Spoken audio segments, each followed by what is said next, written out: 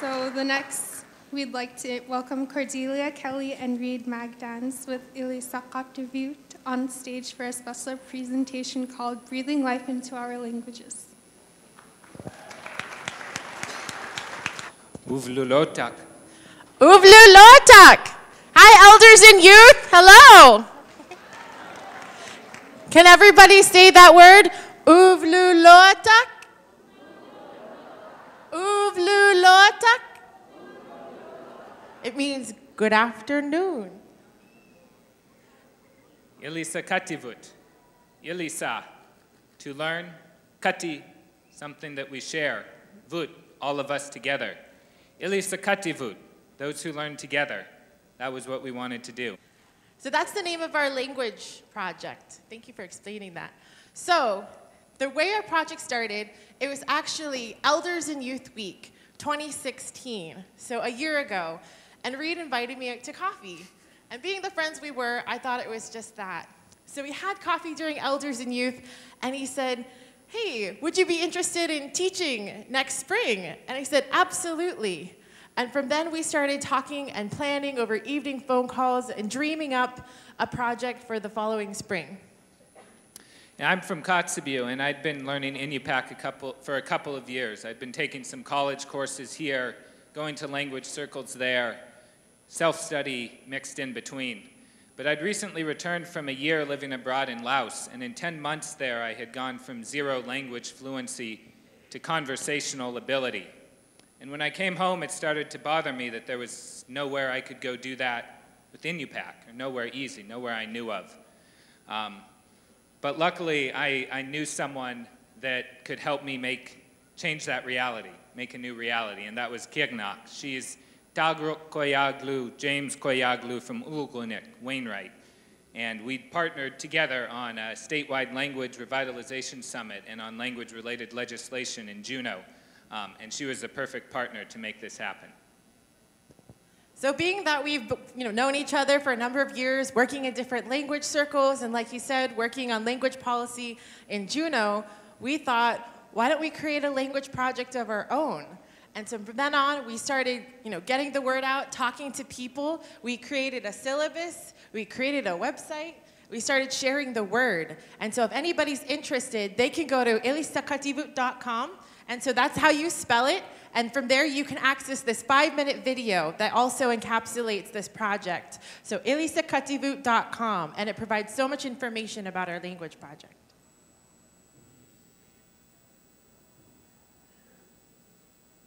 So Kiagnak mentioned our idea to Dr. Pearl Brower at Iliasaqativut. Is she here? We saw her earlier today, perhaps.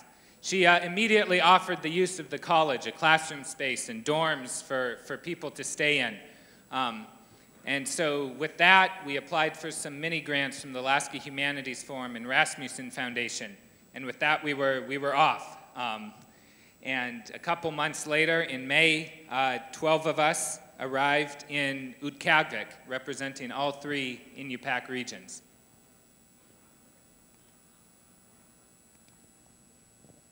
We also developed a philosophy.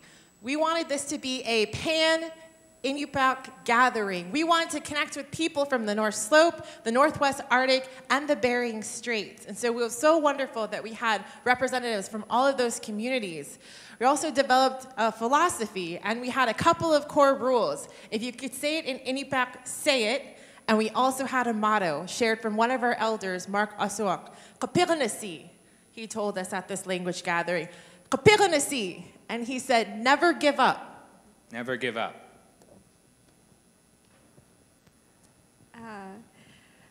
Paglakibsi ilakabsi wanga anok kikiktak mujunga ilusatat ka Inupiaq Alaska Native Heritage Center me.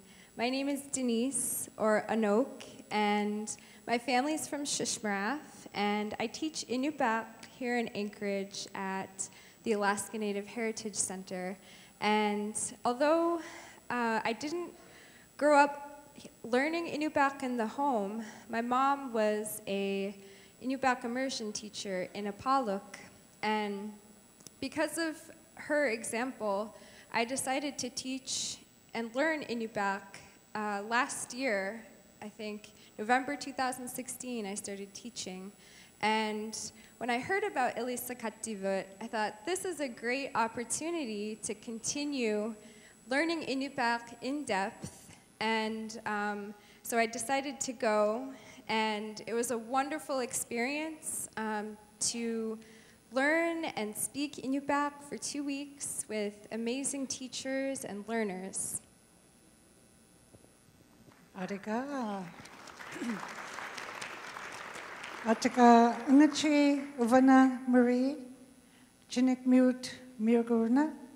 I'm Marie Trigg. I'm originally live in Nome. I'm from Golovin. I was so amazed or so admirably happily to go to Utqiagvik to learn with these two ladies, these three over here. Let's see what else I was. Maybe that's it. Kuyana.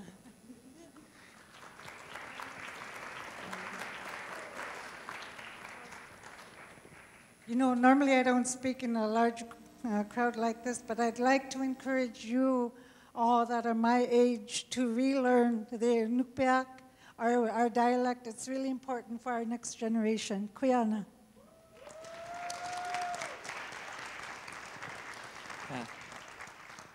So at Iliasaqativut, we spent the mornings in intensive study with each other. There's Anok teaching.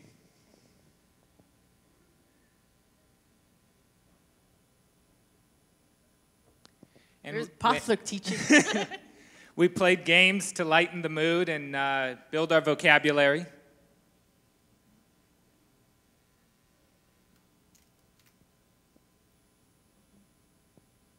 We also learned from fluent speakers, and we got out in the community. So we were there for 2 weeks in Utqiagvik, and we really wanted to connect with the community. So we got to go over to the hospital, and we did a lunch and learn with the hospital staff there.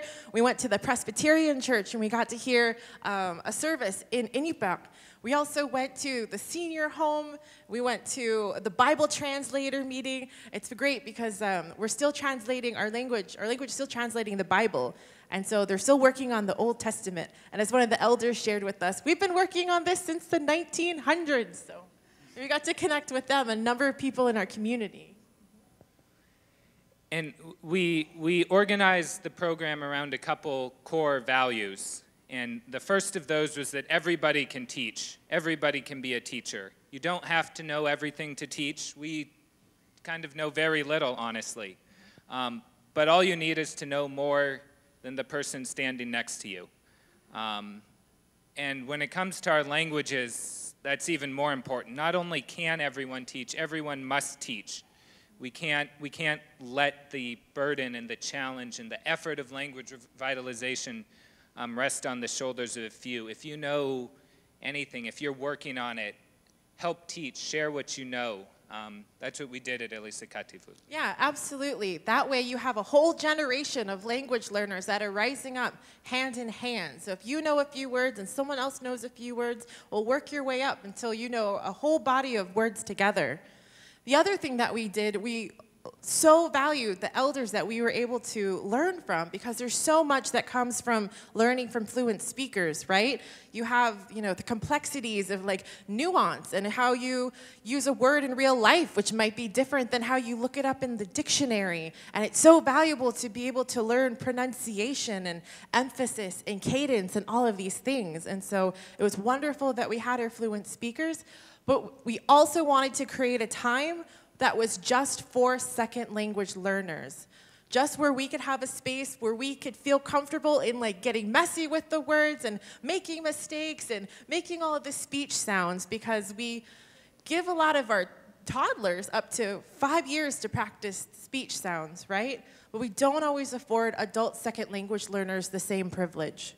And we, as young adults, are some of the first to ever have to learn like our native language as adults, and that creates a shared experience among those in our peer group. So creating that space for just second language learners. Yeah, so that was a critical idea behind Iliasaqativut, and here we are. This was one of the times you're meeting with Mark Asuak, an elder in Utqiagvik. But Iliasaqativut, we built connections across regions. We made new friends. We ate together. We studied hard, but we had fun too. We ate together. We sang together. This is us singing hymns. And we laughed together. Lots of laughing. Lots of different animals we got to eat up there, which we're really excited about. And so we want to make this a pan-Inupiaq experience. It is a rotating language academy, so we hope to rotate it through the hubs. We had the great support of Dr. Pearl Brower, as we said. So our first year was Iliasaqativut, but we're hoping to rotate it onto Qikiqtaaluk, to Kotzebue, and onto Nome, and keep it going and building those relationships.